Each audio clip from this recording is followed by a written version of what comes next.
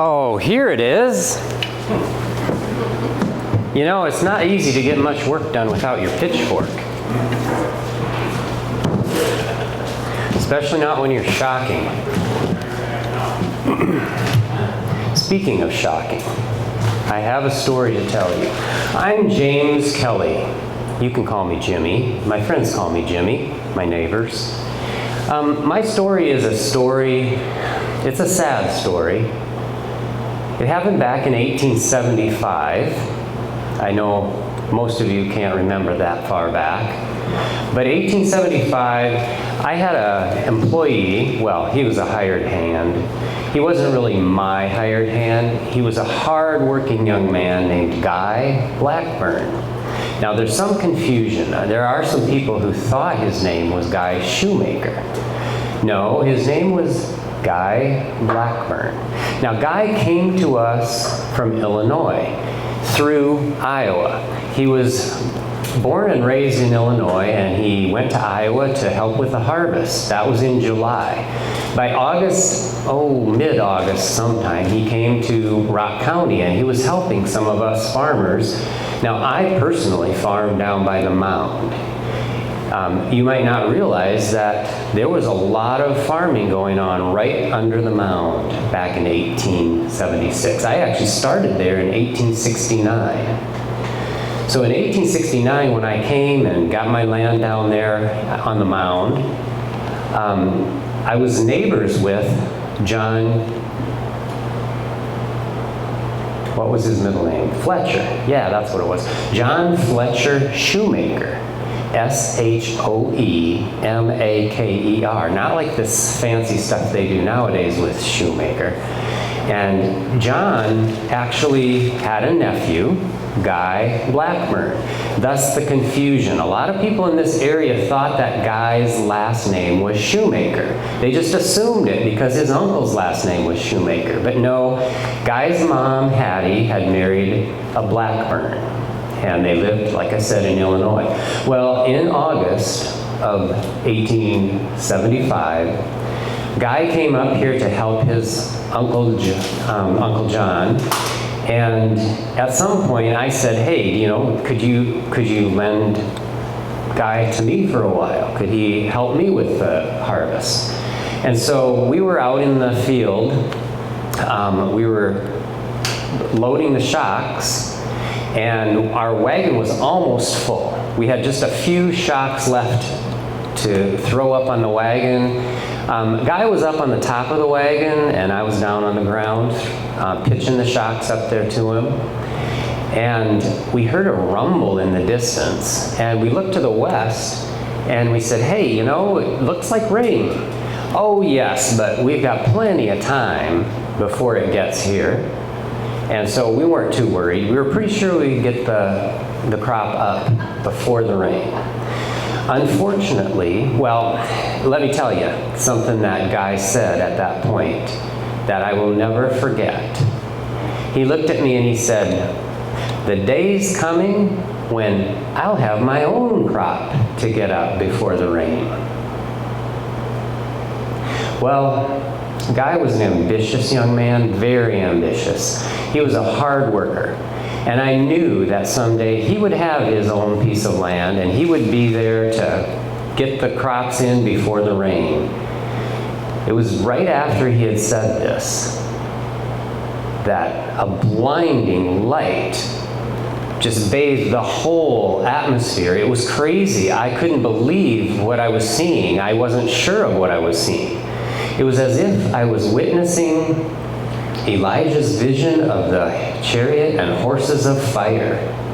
It was bright, terribly bright, fiercely bright. It was so bright, it fazed me. I felt like I was floating on air. I felt like the shocks on the wagon had started to float with me. I looked and I thought that the mounds, the rocks on the mounds were tumbling over me. It was wild. And then it was black. Later, I have no idea how much later, I woke up. I was at least 15 feet from where I had been standing, pitching the shocks onto the wagon. As I slowly got up, I kind of hurt. And I looked, and there I saw one of my horses lying dead in front of the wagon. As I traced up the beam, the hitch, I looked at the hitch. It was shattered. As I traced my eyes up into the load, looking for Guy, I didn't see him. I saw smoldering shocks of wheat. And then I saw him. There he was, hanging limply over the side of the wagon. There was barely a stitch of clothing on the young man anymore. I rushed to the wagon to try to catch him before he fell, but I couldn't get there in time. When I got there, I looked at him. I could see where the bolt of lightning had entered his head. I could see where it traveled out through the knee of his coveralls and into the wagon load of wheat. That's how it got down to the horse. I found his knife lying on the ground. The blade was melted. There was nothing I could do. I console myself with the thought that Guy passed quickly. He couldn't have known, he couldn't have felt anything, no pain. It was gone. He was gone in an instant. Yea, though I walk through the valley of the shadow of death, I will fear no evil. Thy rod and thy staff, they protect me. The look on his face was so peaceful. It was almost as if he knew in that last moment of life that a higher will had other plans for him. He would never have his own piece of land. I like to think that he now has a piece of land, that he's a gardener, a farmer, in a much better place. The interesting thing about this story is that Guy was just 24. He was in the prime of his life. He had his whole life ahead of him, and it was probably going to be a great life. And yet, he was gone in an instant. And unfortunately, people who reported that life didn't get it right. They called him Guy Shoemaker. They didn't do their research. I could put in a plug for doing your research. We have lots of research you can do here in the History Center. But I won't. I could also tell you all the details of the story, but then you wouldn't go buy the booklet. So I won't do that either. But I will tell you a few things, and I do have some notes here because I'm an old man, and I'm a farmer. I'm not a great storyteller. If you really want to hear the story told well, if you want to read the story well told, buy the booklet. A couple things that you should know. Like I said, I was a farmer. I came over here to Rock County in 1869. I was born in Ireland. Aren't the Irish a great lot? Yes. Anyway, James C. Kelley, his family came over in 1849, and by 1869 he was a farmer here in Rock County. I was a farmer, what am I saying?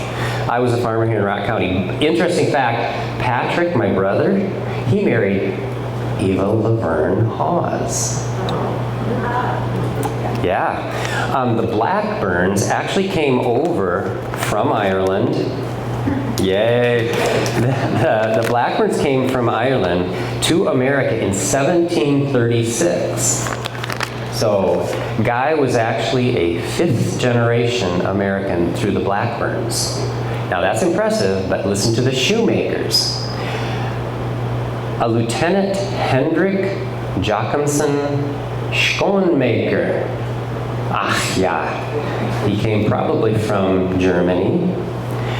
He was actually working for the Dutch East India Company, And he came over in 1653. So on the shoemaker or schoenmaker side, Guy was a 6th generation American. So just some impressive notes that you can't find that out in the booklet, but everything else you can find in the book. Well, I want to thank y'all for coming. That's my story, and I'm sticking to it.